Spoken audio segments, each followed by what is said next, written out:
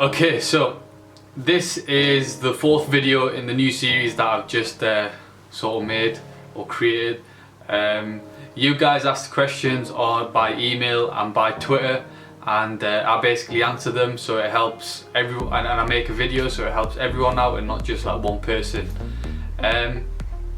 Oh yeah, and another thing as well, everyone keeps asking me to do vlogs or like day in the life of a medic and stuff, but like my life's not that interesting at the moment, so like and I don't want to like walk around with a camera constantly, so instead I've made a Periscope account, so I'll just do like live streams on there, like whenever I'm doing anything remotely exciting. So like just follow us on Periscope. I'll put it up on the screen, and yeah, like you'll get a notification every time I'm live, so you can see what's going on. And if you've got any questions, you can ask us live, and I can get them answered to you straight away. But let's get started with these questions. Like, okay, so the first one, they've applied to 5 universities. They've got 2 rejections, 2 interview stage rejections, and 1 interview coming up. They need to get A or B, but don't think they're going to get that. They think they're going to get B, B, C, or around that. So they're demotivated and apathetic about the whole thing. They've been a long-term subscriber, and they just thought they'd ask for some advice. They do biology, psychology, sociology, and they're trying to get into physiotherapy. Okay, now I can't really motivate you. Like, it's hard for. I'm not really a motivational person, but what I can tell you is how I motivated myself to get through A levels. So as you'll already know, I needed to get my D to at least a C or an A to get into medicine. So what happened was, I applied for Durham Medicine Foundation year, and the entry requirement was BCC, and I still didn't think I was going to pull the economics up from a D to a C. So what I did was I had a backup plan. Now, backup option was to study in Bulgaria, where they don't care about what grade you got in economics. They just want, like a pass in biology and chemistry. So I applied to Bulgaria, and that was my backup plan. So I knew that if I don't get into Durham, then I've got my backup option. I can just go abroad and study medicine in Bulgaria. Like, I'll be fine there, and the weather was much better. It's much cheaper living there. So I was thinking, you know what, it's a win-win for me, and the course is in English as well. So I was like, if I don't get in here, I'm not going to be that sad. Like, I prefer the sun. Like, I'd rather go a place where it's sunny. Stockton, like, the weather's miserable all the time. So my bit of advice would be, have a backup plan, and have a realistic backup plan, and actually look forward to choosing your backup plan or studying at your backup option. So whether it be abroad or,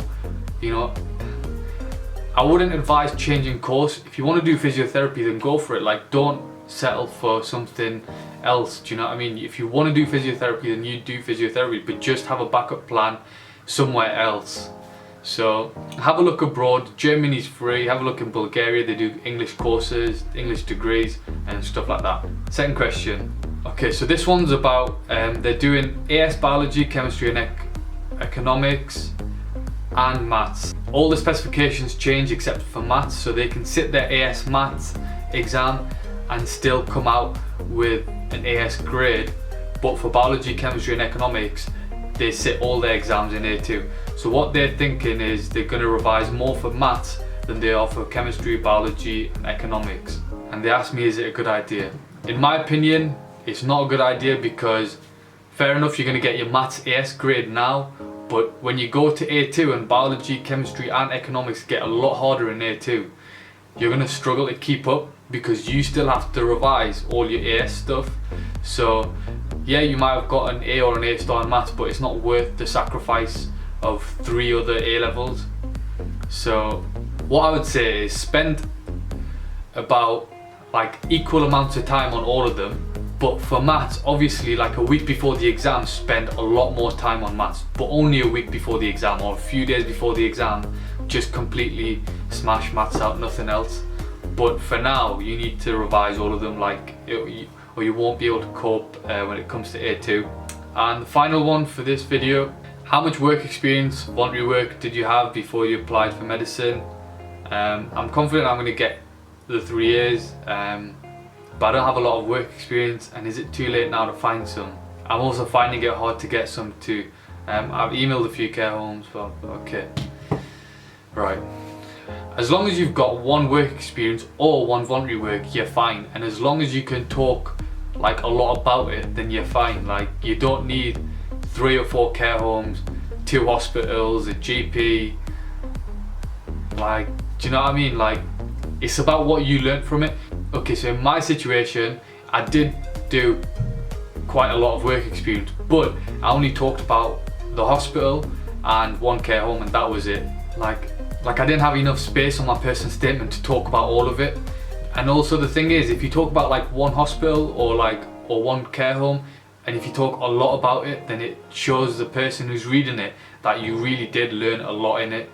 So I was talking about how, you know, I was able to appreciate the role of a nurse in a hospital environment, and in a care home as well, and how important their role was, and stuff like that. So talk about 1 or 2 work experience. You only need like 1 or 2 pieces of work experience basically. Now the best way to get it is either ring up or email, because letter is a bit old-fashioned now. Like, I don't think anyone really sends letters out except the banks. Like, just give them a call. You can get your, you know, if they accept you or reject you, like, you know straight away. Or email them. Like, just get as many emails up, make 1 email, and you just send it off to like 20 or 30 care homes, and you're sorted. Like, it's not that hard. Obviously come across as professional, tell them you're thinking of applying to medicine and stuff like that, but like, you will get it. Most people, most places accept now anyways. So yeah, that's 3 questions that I've answered in this video that were quite important. Thanks for watching. Make sure you like, comment and subscribe, and if you want to see like day in the life of a medic, or like a vlogging type of thing, then add me on Periscope and you'll see that. But yeah, bye for now.